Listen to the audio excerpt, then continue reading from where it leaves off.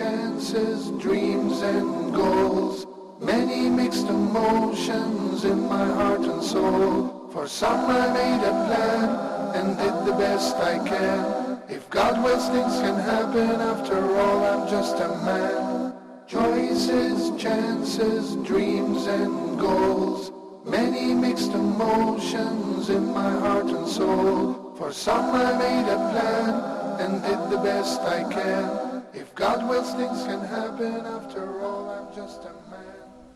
Assalamu alaikum wa rahmatullahi wa barakatuh.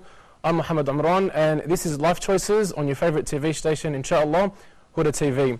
Now, before we started the show, I was discussing with one of the brothers a very famous proverb. Basically, it's about trees, and when they die from the top down. Now, if we reflect on this in your organizational setting, whether it be a business or whatnot, we find that when it starts to fail, the failure comes from the top and then works its way down into the industry.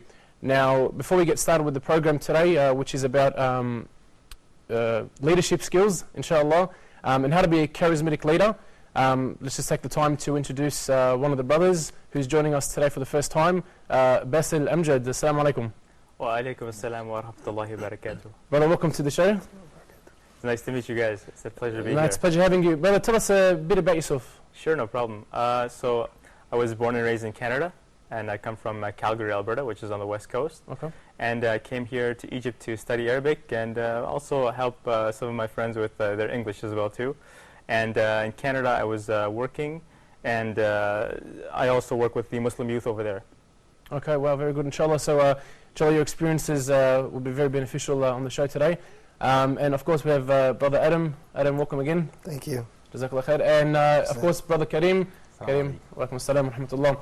All right, so let's get started with the show. So Karim, today we're discussing how to be a charismatic leader. Yes. I mean, what have you got to say? Actually, we talked about that the last time. It was the intro about charisma, and we said, what is charisma? And I want people to remember that we said that charisma is the ability to make people follow you without using the tool of logic. And we started to have some examples over this, like that you have to accept sincere compliments, to deliver sincere compliments. You have to be interested in what you are doing. You have to enjoy what you are doing. These tools will help you to build charisma. But what I want to start with really is how we tried the same what we used to do when we have homework or something like a new information. I want to ask if anybody tried some of these stuff to use it with people.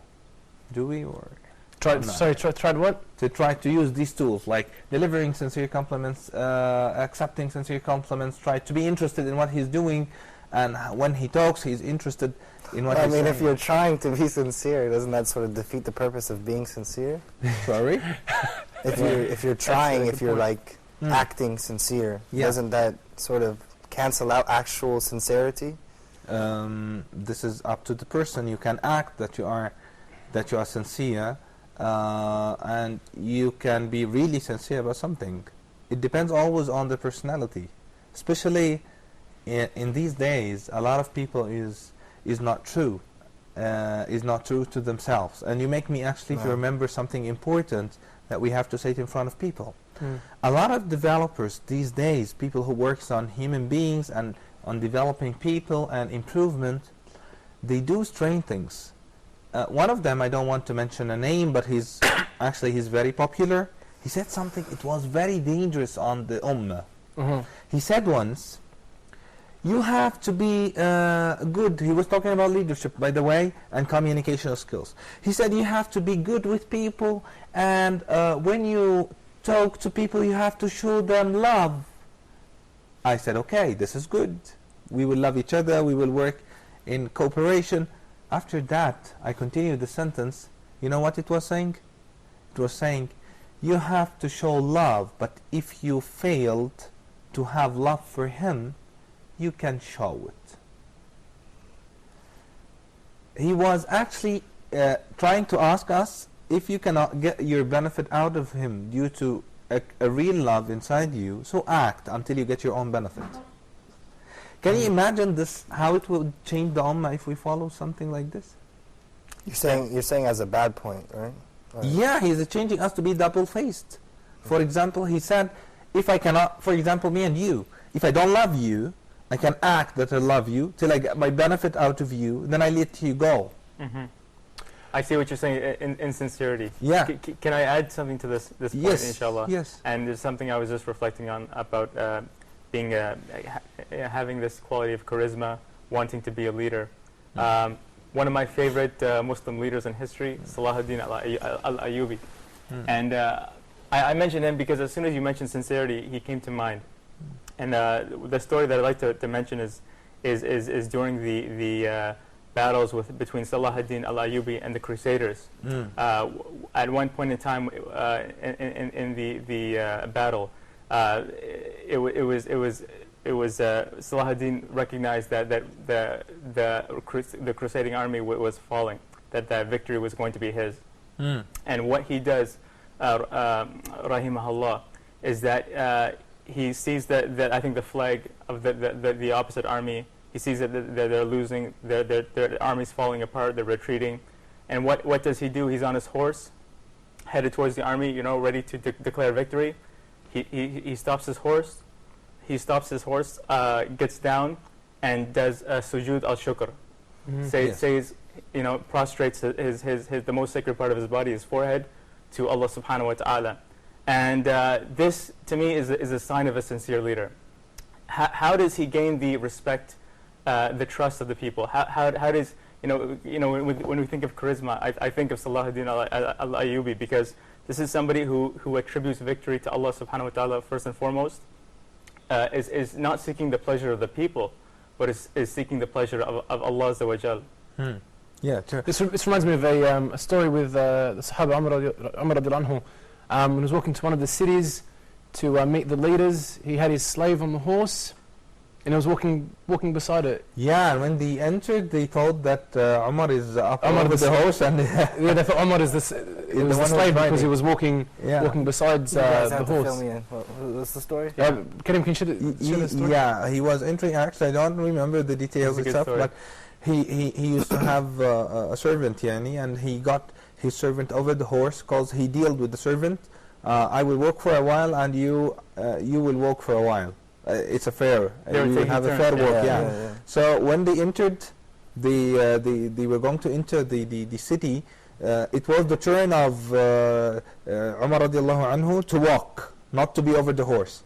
So the servant told him, "Okay, I will give you my turn because we are entering the city." It's a din. He said, "No." Out of humility, humbleness. Yeah, I have to. And he started to go to the city and to enter the city while he is in the place of the servant, getting the horse. Umar is walking and a servant is riding the horse. Yeah, people thought so. Shocked, people thought that Umar is the one over the the servant, and servant is Umar. So can I share a story before I forget? Yeah. It's like I will think about it. Okay. It's sort of a bad example of a leader, but a good story to listen to, maybe reflect upon, see what you can take from it, the good from it. So this story begins with a old woman who sells cheese. What sort of cheese? Any kind of cheese. Your favorite kind of cheese. Cheddar cheese. Okay, so she's selling cheddar cheese, and it's the big blocks, man. She's not slicing it. So a cat comes along and takes the cheese down. Okay, so the cat takes the cheese, and then a dog comes along and says, "Come on, like share the cheese with me," or whatever. So the cat and the dog, they have this this argument. How are we gonna split the cheese? And that's when they find this fox. Okay, and the fox comes along. He says, "Okay, I'll tell you what. I'll help you guys solve this solution." So what the fox does is he cuts the cheese in half, and he doesn't cut it lengthwise. He cuts it width. So the dog complains, "Look, my half is much smaller than the half of the cat." So the fox says, "Okay, don't worry. I'll fix your problem." So what the fox does is he takes a bite out of the cat's cheese. And the cat says, "Look, now my cheese is smaller, and the dog's piece of cheese is much bigger than mine." So he says, okay, don't worry, I'll fix this problem. And he bites from the dog's cheese. And he keeps going back and forth until all the cheese is gone and they're both left with no cheese. And it was totally fair. Yes. Nobody ate except him, you know. You know, actually I want to take from his story that maybe it looks somehow simple, but it's fair. Because we have a strange rule that people implement, especially in the Arab countries and in the Muslim communities. There is a statement that all people believe in it, that being unfair with everyone is the total fair. I don't know how we got such a concept to our ummah and to our Arab countries. How do you think that just to be fair with everyone, so I will punish you all, while nobody is mistaken, maybe only one or maybe nobody. Yeah. I have to punish everyone. And this concept started to spread until it reached our schools, our teachers, our doctors in universities. So if a doctor in my university, I used to have the same kind of doctors. Yeah. If there is some crowdness from some of the people, okay, this stage will fail this year in my subject. Yes. Why? Because he wants to be fair. What I saw was a video on YouTube. There was an old instructional video, American instructional video about teaching techniques, and the good and just how much we've evolved in teaching. And so the teacher says one of the students made a noise while the teacher was teaching, and the teacher turns around and he doesn't know who it was. So he says, "All of you have detention now." So he punishes everyone. Is that kind of what you're trying to say? Yeah. It's not about punishing everyone just to get fairness. And this is what we see is spreading everywhere.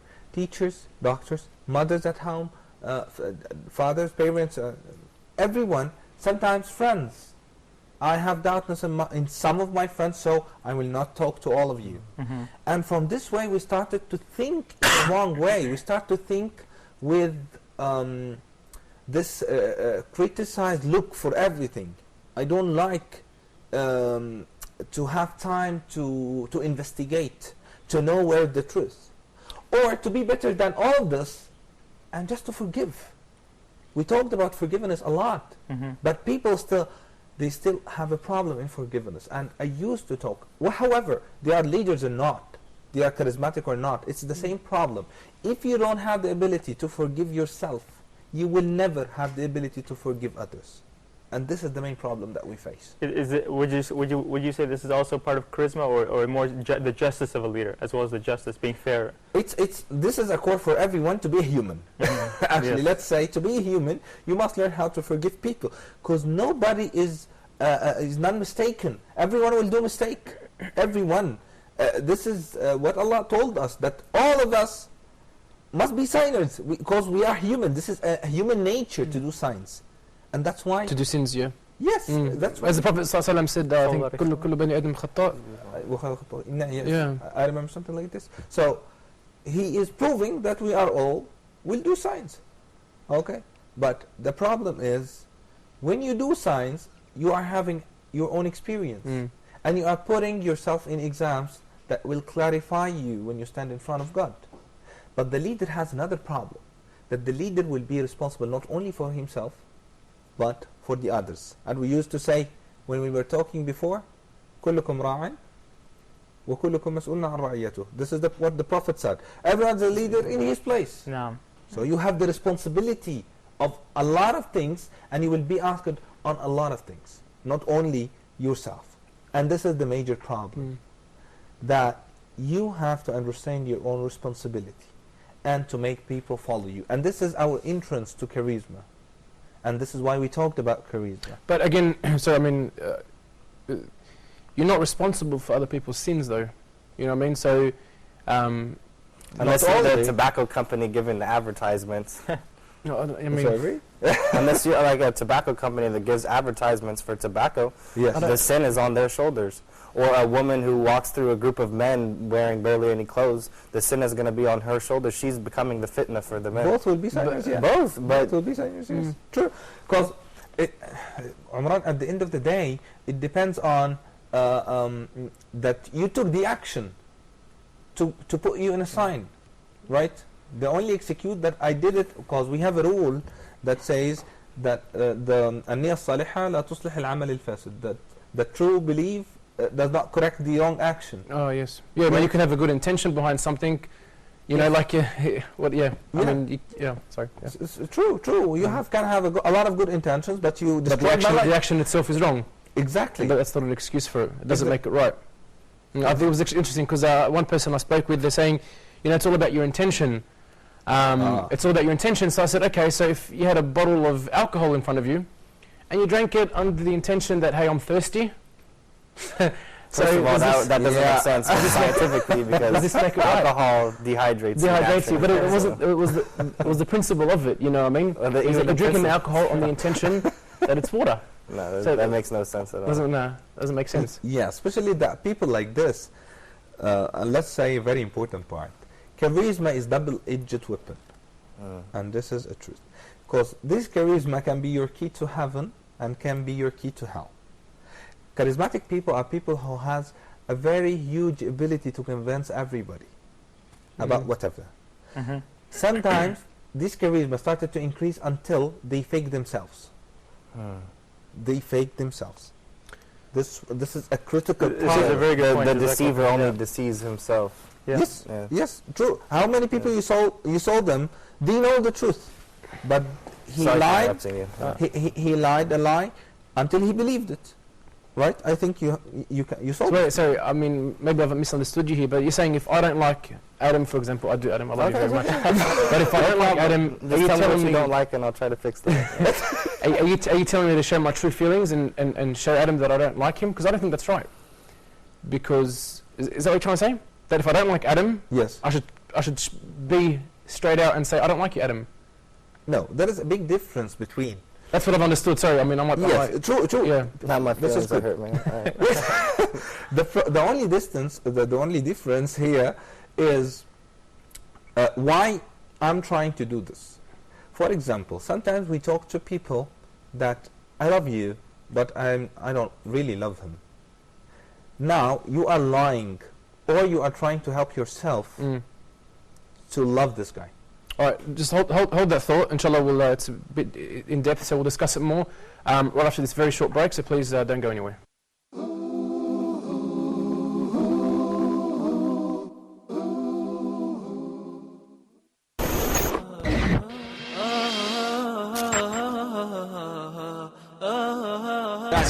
Should we perform wudu after eating mutton meat, after eating sheep meat? And the Prophet said, if you wish, it's not a must.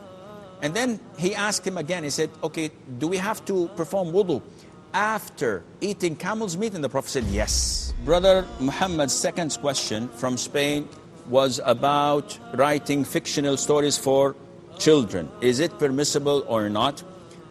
For children, inshallah, it is permissible, because as long as the idea is good and the context is good and it's bringing up their morality, their behavior, their conduct, and you're trying and focusing to make them better people, I believe inshallah this is permissible. He was asking about the ruling on banks, and I believe that he is asking about the banks in Nigeria. Is it halal to work for them or not? The majority of banks worldwide that do not apply the Islamic financing and transactions, it is forbidden for you to work in them, because they deal in interest, in riba. Any bank, anywhere in the world, you just go there and tell them, I need 100,000 euros. They say, this is 100,000 euros. You have to pay 7%, 8%, 12%, depending on that. And this is completely forbidden. This is riba.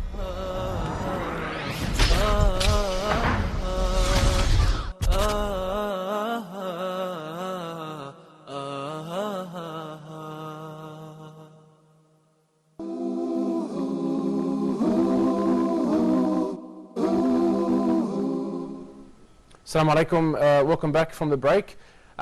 Before the break, Karim was telling us how charisma can be a double-edged sword. So can you just elaborate a bit more on that? Yes, we were talking about the main problem for any charismatic leader or for any charismatic person. That the charisma is double-edged sword. Why? Because when you have this kind of charisma and you will start to have this kind of huge number of followers, you will start to fall in the most difficult, hard problems ever. Mm-hmm. The hard problems like ego. You will start to have your ego that I'm charismatic, everyone is following me. So you will go to the extent until you find yourself is faking yourself. You are lying to yourself and you believe what you lie in. And I used to have a lot of experience with such kind of people. I used to have one of my managers, I will never forget him ever. He was really charismatic. He had the ability, when he speaks, everybody follows. Everybody. He has, this gift of speech.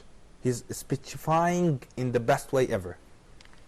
And definitely later we have to talk about public speaking and how to be presenter. We will talk about that in this program, but at the same time, he was that kind of people for the moment. So, this person started to develop in himself to the extent that he started to say the word and he is not able to receive any kind of advices from people because nobody can convince like him. Yeah. He doesn't need any more, as we said, charisma is convincing people and making people follow you without using the tool of logic. Yeah. So he started not in need for any logic anymore. Yeah. So he had these techniques and approaches to convince you with whatever, and you will believe him without lying. Yeah. He knows how to manipulate. Yeah. So he reached to the extent he do the things that is totally wrong at work, and they tell him, no, this is wrong.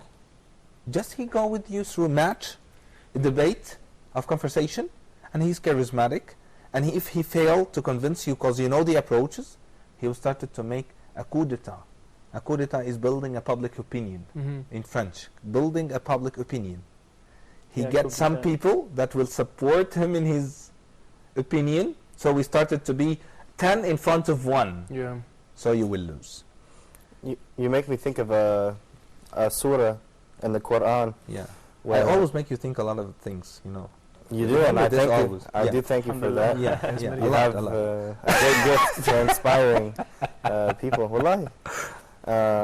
So, barakallah feek. Thank you. When you're talking about when people they get that ego, when they get a lot of people that are following them, when Allah spoke to the Prophet Muhammad, peace be upon him, and said when the people enter the religion in flocks, or they enter Islam in flocks, they submit their will to Allah and to the Messenger in crowds and flocks. He said, ask for forgiveness from Allah. Yes. So this shows how to stay humble and remove that ego. And Yeah, I wanted to actually ask you, Brother Kareem, how can a leader control their charisma? How can they control their ego? How can they know that, because we know that Umar ibn al-Khattab, he started crying one day when he was in his time as the Khalifa, when he was appointed Khalifa. He started feeling sad because he feared that he had become so powerful that nobody was willing to criticize him. Yes. And I think someone said, well, we'll criticize you with this type of thing, right? And then he became happy because the people were afraid of Allah and not afraid of him. So, but how can a leader then not let their ego get in the way, be willing to accept criticism? Yes. you're making me think of Zakir's story. Which one? When he was talking about Shahrawi, the Shahrawi, who people, they're out of love for him, they were carrying his car in the street, and he felt this sense of pride, like I'm like Imam Shahrawi. And what he did, he went into the nearest masjid and he started cleaning the bathroom. Subhanallah. Yes.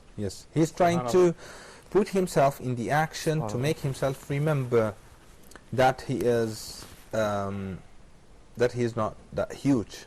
He is only a human being. Actually, we have more than one point here, and we have more than one level. Yeah. Charisma can attack us anytime. Can attack us, and I mean the word attack us at any time.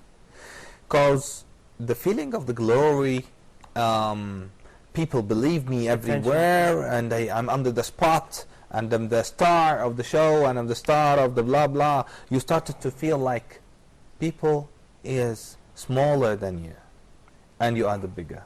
You are the biggest ever. And the person who does something like this, he has two major problems. The first problem that he forgot that Allah is the only greatest here, and that we are all nothing. Allah is the only greatest.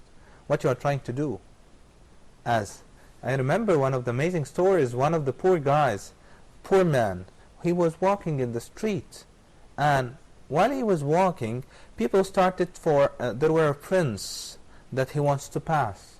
So people started to go to make people away out of the road to let the prince pass. So when they reached this man, they told him, please get away, the prince is passing. He said, the road can't carry me and him. He said, the prince, just get out. He said, the road can carry me and him. So they said to each other, if we pushed him away, he will die. He's an old man, so we cannot do so. So let us still ask the prince. They went to the prince and they said, we moved all the people, but we still have a problem with the guy. They said, okay, let him to me. I will make him go out. And he went to the man and he said, please, get out. He said, why? He said, the prince is coming. He said, the road carry me and him. He said, oh, don't you know who am I? He wants to tell him, I'm the prince. So the man will die out of fear. All what the man is said is, he looked at him and he said, I know who you are. You are the one who started with a tiny sperm. Nobody can see it.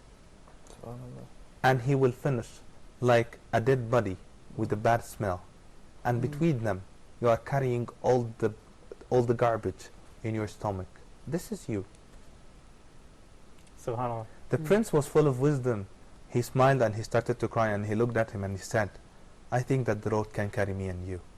So SubhanAllah, it's more about I guess reflecting on yourself and reflecting that you were just a drop of nothing. Yes. To begin with. Inshallah, we're going to take a look at a video report. So just stay with us.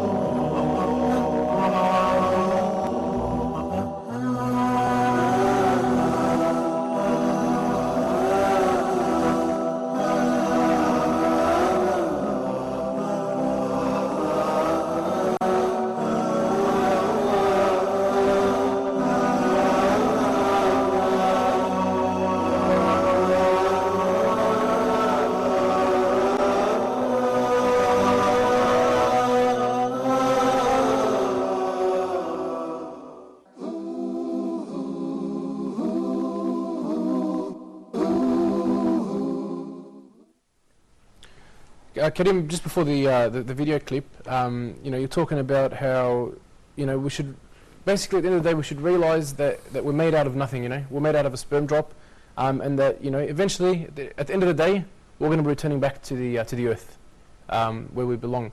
So there's nothing to be proud about. Yes. So it's actually, I was thinking about that. When we said the story, I started to go with I felt like why we are showing that much, what we are trying to show, why we are trying to forget every time that we came from nothing, going to nothing. We came from a very tiny, simple, poor thing to go for very tiny, poor thing as well. Yeah, it reminds me of a quote I saw on Facebook.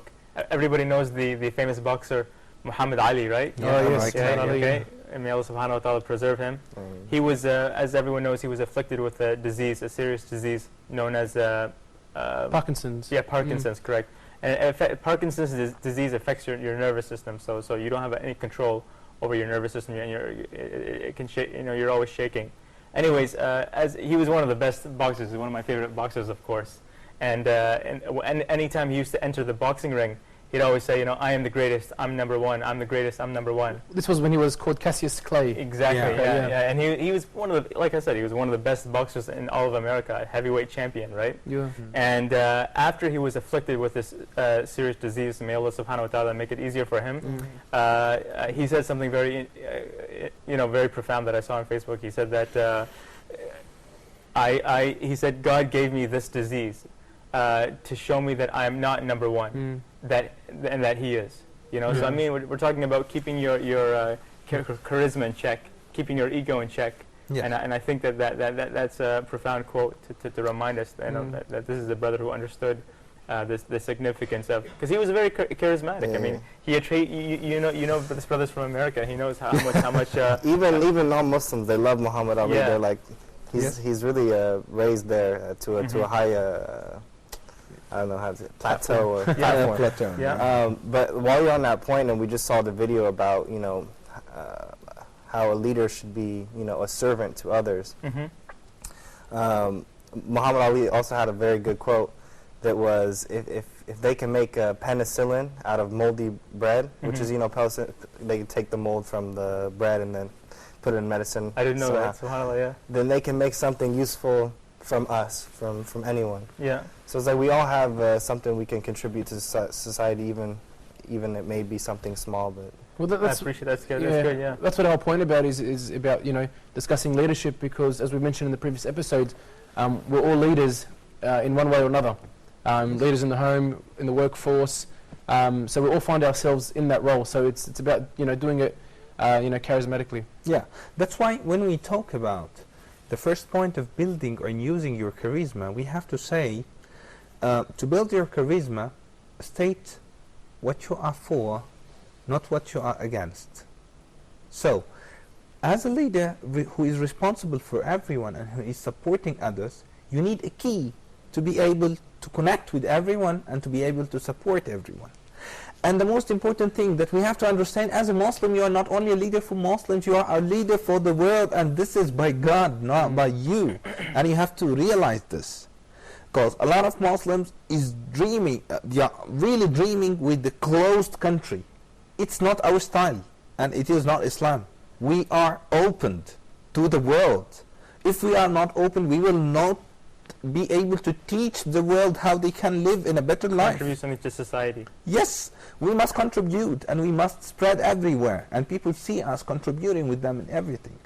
So the key to do this is charisma.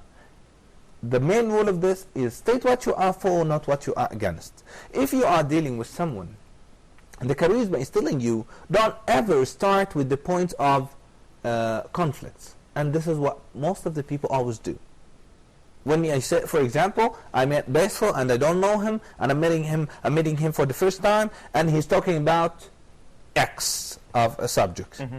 And suddenly I thought, but actually, Basil, I don't agree with you. Yeah. And the whole conversation, will change to see how me and Basil is not going to agree, both of us, on this subject X. And most of the time, this subject is really a naive or stupid subject. Yeah. Starting with a negative point. Yes, yes. While some people will say, what if we have differences in religion? Don't start off on the wrong foot. What we have to ask is it a problem or it's an opportunity? That's what we really want to ask. We're supposed to call people with hikmah. Yes, Yeah. yes. Hikmah is It's Wisdom, about yeah. wisdom. Yeah, it's about how it's an opportunity to start to talk with you, and not to start with the conflicts point. We have a lot of points that both of us will agree on. At least that we are humans. When we talk to people, sometimes I tell them, somebody was trying to catch me, and he was non-Muslim, and he wanted to catch me in a place that I have no answer. I don't know if my answer was right or wrong, but I answered according to my background of psychology, not on a religious background. Yeah. Saying my opinion. So he was saying, life is unfair, and you know this. People is unfair with each other. So where is God? So in the beginning I told him that God will get you right back. He said, no, this is life again. is getting me some rights. But not life is not able to do this every time. I remember, I don't know why, the verse that says, I don't remember the beginning of the verse, but at the end it says, لا ظلم اليوم. When it was talking about the afterlife, and God was saying, there is no unfairness today. It's the day of fairness. But this is actually a very serious issue we see today. A lot of people's question, I see, like the first question they usually ask me is, why is there evil in the world? Why is there this corruption? Yes. And this is like the main reason of doubt that they have. Yes. I got him to another point. Yeah. I know that life is not always fair. That's why we are going, that we want to look for the life as, we can say, the situation. The life is the situation. And the judger is the only greatest. He is Allah subhanahu wa ta'ala. So how you want the one who is going to judge everything will happen to judge before the situation ends? I mean, we're all going to get our, justice is going to be served, on the Day of Judgment. Yes. And we have to realize that there is injustice and evil in the world. That's because Allah subhanahu wa ta'ala has given us, free will to do as we please. But exactly. On that day, it will never happen. But on that day, that's when you're gonna get your punishment. Your punishment or your reward.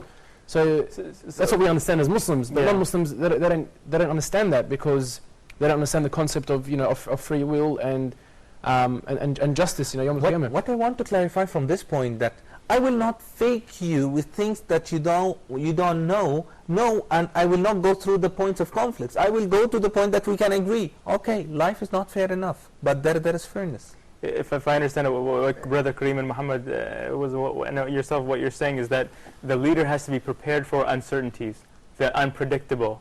Yes. The leader has to be prepared for. He knows life is a test. Yes. Al-ikhtibar. But I wouldn't say. I disagree with you. I wouldn't say life is unfair. I think it's a very bold statement. I mean, life. I mean, you might go through trials and tribulations in this life, but again, as Muslims, we know that this is, in fact, if we accept it and we deal with it patiently, this is a blessing for us. We know that when a Muslim is afflicted with sickness, something that we don't like, generally, that this is an expiation of sins, inshallah, if we deal with it in the correct way, in a patient way. Yeah, but he didn't mean this. He when he was talking with me, he meant people with each other. The word life was talking about people. People are unfair with each other, so life is unfair because it gives, that stuff. But at the end of the day, although we have the same belief for the same situation, that we have patience, although if somebody was unfair with me, because I have the greatest who will get me my right from your pocket if it is there. In all situations, I will get my right back. So, and this is what people started to talk about in the last days, that the spiritual saturation is a very important part for the leader to start to satisfying his followers. Okay, inshallah, we'll discuss more about that right after the very short break we'll take right now. Don't go anywhere.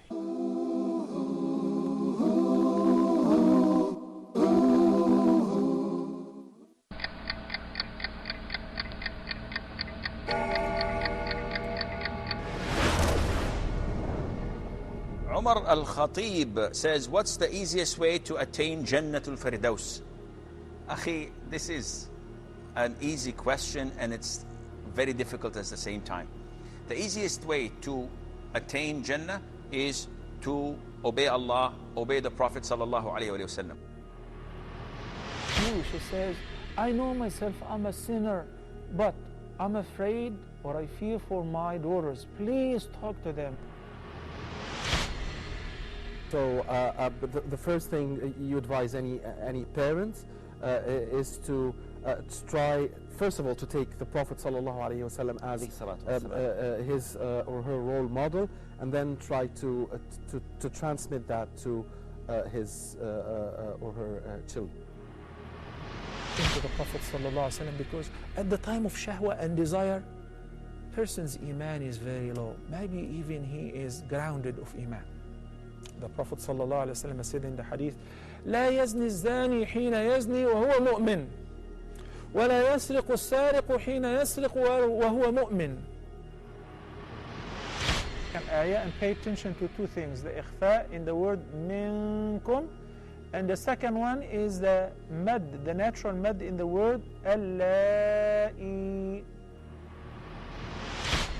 This is a special episode, you guys. As you can see, I have this brand new suit that my wife bought me. I even brushed my teeth. I combed my beard a little bit, which means it's a very special episode. We're on scene here live.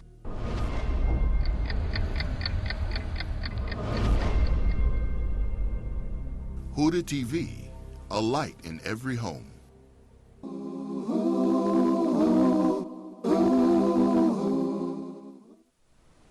Assalamu alaikum. Welcome back to Life Choices from that very short break. Yes. Karim, as we were talking just before the break. Yes, about the spiritual saturation. Yes. It's the main core of leadership nowadays. Every leader is talking about the spiritual saturation in the next in the next approaches. Because people, they found that the most problem that makes people unbalanced on all the parts of their life is they are spiritually unbalanced. And they found through studies that the spiritual people, the people who have their own belief and they believe in God in a true way and they are totally balanced in their spiritual life, they are performing in a better performance. So they started to make the spiritual situation is one of the main keys of motivating your team through although for charismatic leaders to use it. So it started to be a rule for people to use how to saturate people spiritually, to talk about that. That's why you will find always that charismatic leaders are using the approach of storytelling. One of the main tools of charisma is storytelling. And most of the stories, it will be emotional stories. You can find a lot of leaders talking about the woman, for example, if he's in a war, the woman that lost her kids and lost her family and she's alone. Why he's using this kind of speech? Because he learned from charisma that the emotional stories can saturate and can play in the emotions of people. That's, if you start to search in your memory, you find that most of the popular leaders are doing the same. That's why when I don't want to go through politics, but one of the people, he is a foreigner, he is a president for another country. When he came to visit a country, X of countries, yeah, I don't want to mention anything. You're going to be blacklisted now. Just to let you know. I will be blacklisted. When he was talking, he started his words by how we can be one. And how there is no more distance, because we are all the same. Well, he is not that perfect, but everyone believed him. Everyone believed him inside. Why? Because he was intelligent. Because he was talking to the hearts. Exactly. Yeah.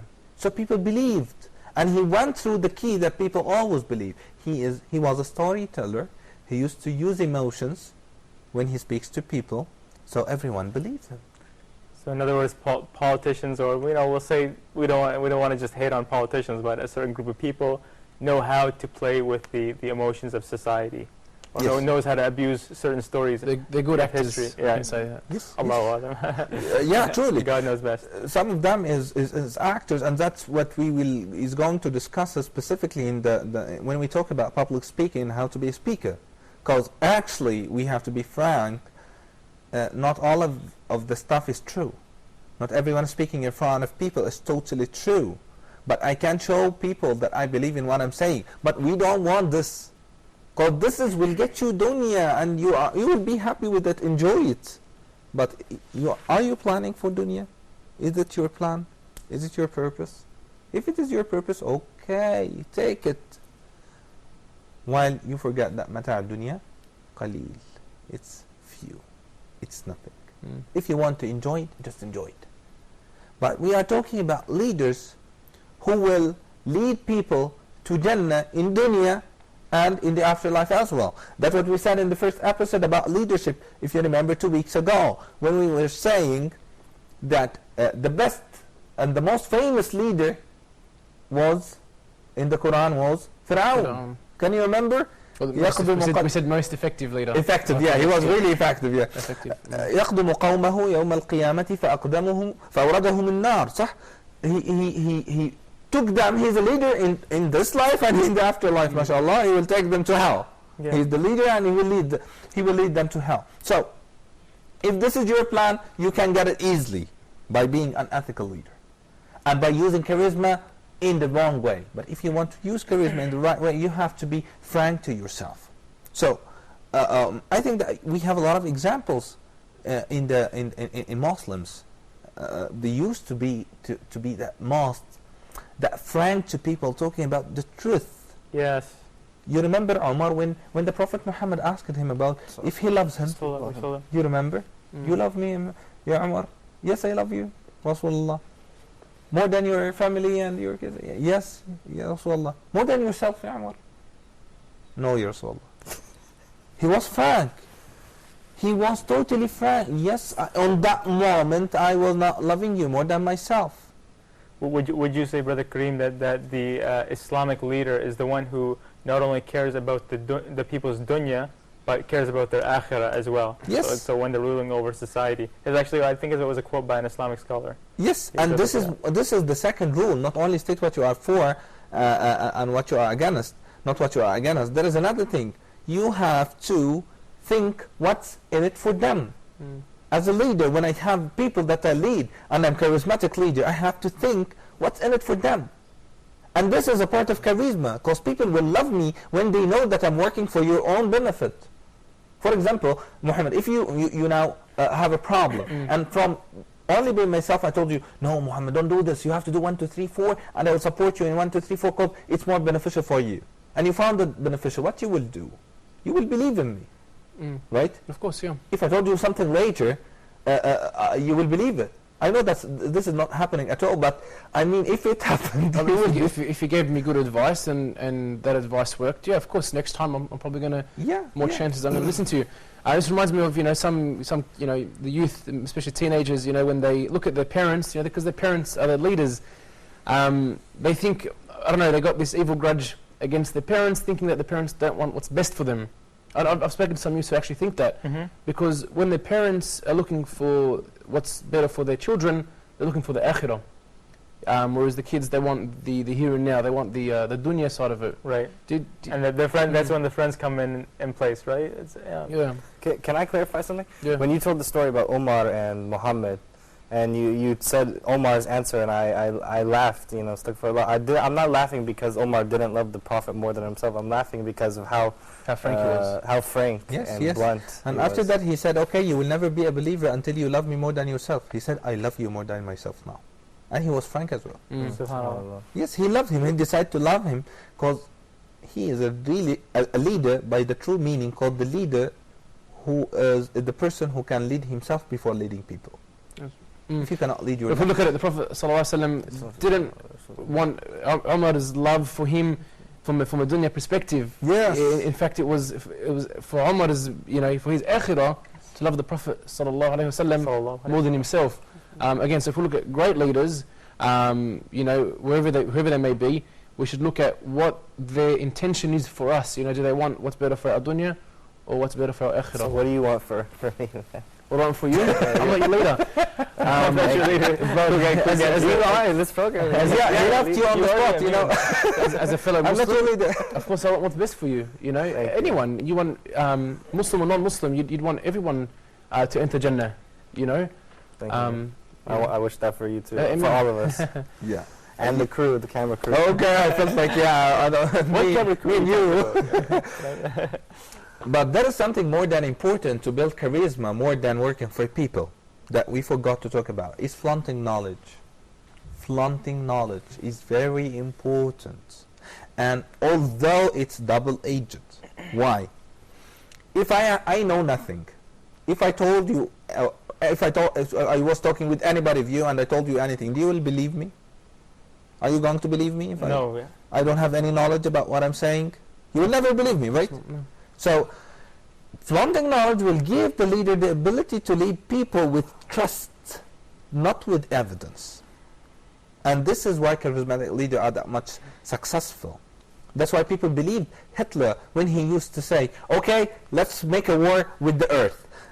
This is what was behind his words. Okay, we will make a war, we will have the earth. Okay, people believed him. Why? Logically, it's not unbelievable. But who said that he was talking by logic? He was Charismatic.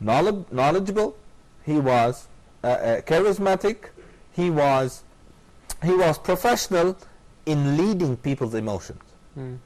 So, if you want to be a good charismatic leader, you have to learn how to flaunt your knowledge.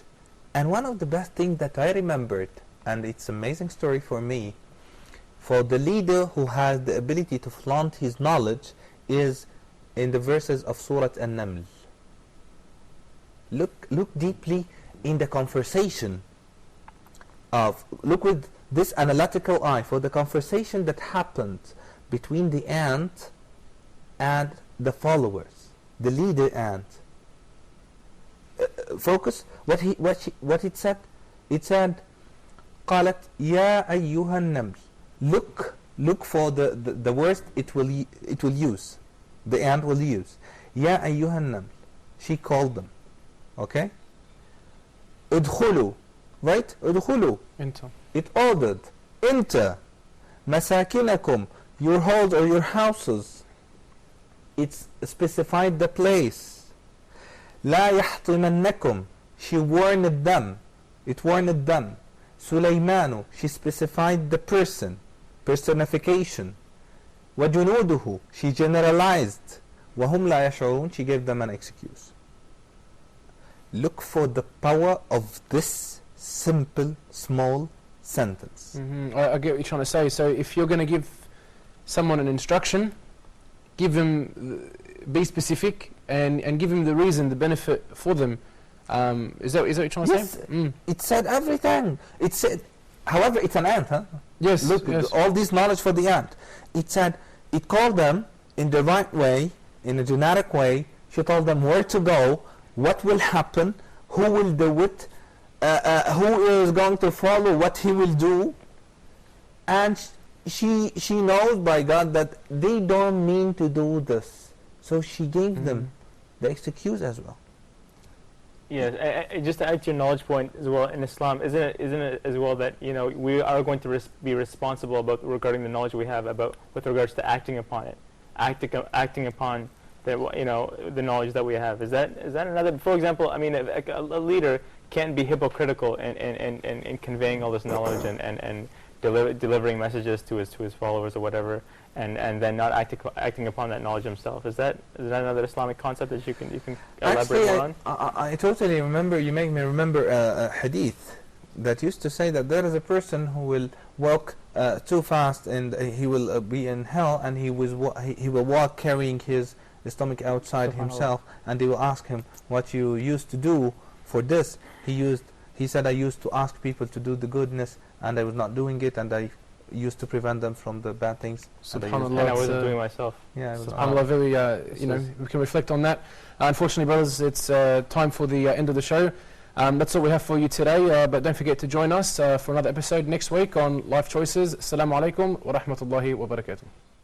Choices, chances, dreams and goals, many mixed emotions in my heart and soul. For some I made a plan and did the best I can. If God wills, things can happen, after all I'm just a man. Choices, chances, dreams and goals, many mixed emotions in my heart and soul. For some I made a plan and did the best I can. If God wills, things can happen, after all I'm just a man.